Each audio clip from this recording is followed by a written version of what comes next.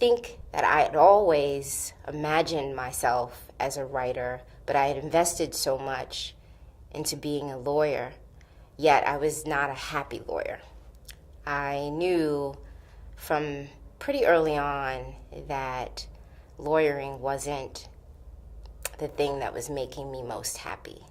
I was a first year or second year associate at a firm in New York, and had one of those moments that a lot of lawyers have where you're just shaken to your core by some incident that takes place. Usually it's in a law firm. Sorry, law firms.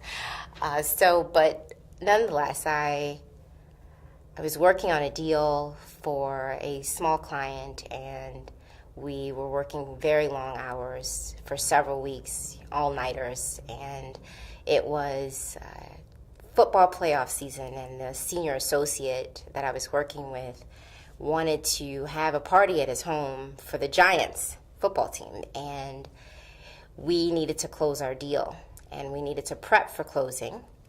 And he told the client that he was going to leave me in charge of closing prep, and the client lost it and told him that he would not be leaving his deal with the coat check girl. And I think that was probably the moment where I realized that practicing was not fulfilling enough and definitely not worth that.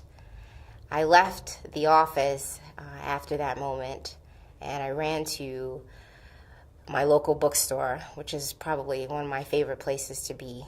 And I cried a little bit, and I walked out after maybe half an hour, an hour. And I walked down the steps, and who's standing there but one of my favorite authors, Stephen King. And it was a really amazing moment for me. I walked up to him, and I said, "I love you." And of course, he looked at me oddly, but it was just so joyous, and it just reminded me of how much I really loved reading and how much I really loved to write and how I wanted to be like him one day. So I think that story stays with me, or stayed with me during those many, many dark times as a practicing lawyer and secret writer.